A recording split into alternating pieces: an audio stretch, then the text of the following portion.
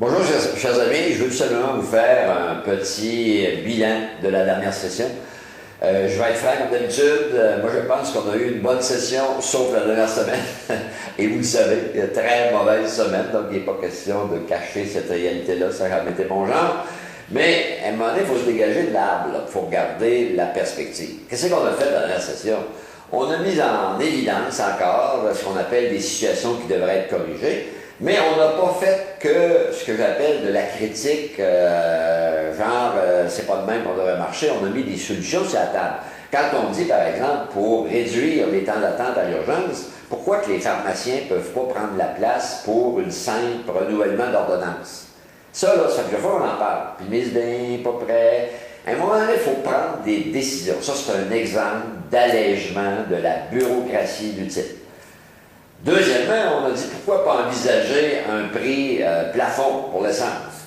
Je ne sais pas qui ça donnerait, moi, je ne peux pas être spécialiste de tout. Mais il y en a qui l'ont essayé et ça pourrait permettre de régulariser un peu l'abus des grandes pétrolières concernant le prix de l'essence. Autre chose, on a dit, c'est majeur au Québec d'avoir un débat public sur un juste retour suite à l'exploitation de nos richesses naturelles.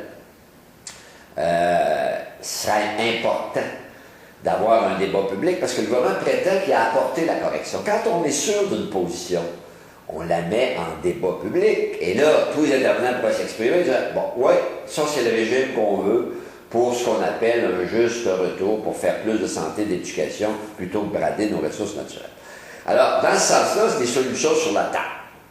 Dans le bilan, on ne peut pas aussi oublier ceux qui ont été oubliés. C'est volontaire ce que je viens de faire. Il y a des gens qui ont été oubliés. Moi, je n'ai jamais ouvert croire qu'on a traité correctement la classe agricole. Là, il y a une crise, puis il faut s'en occuper pour éviter un trop grand nombre de pertes de fermes, particulièrement chez nous en Abitibi. Il devait y avoir des compensations, puis on devait dégager des surplus à la financière pour l'attribuer à ceux qui ont été pénalisés par l'application de la deuxième mesure. Bien, ce n'est pas le cas, puis il n'y aura pas de surplus. Deuxièmement, la financière, ça c'est un outil d'accompagnement aux producteurs agricoles. Donc, ça devrait être transparent, puis ça devrait être en collaboration.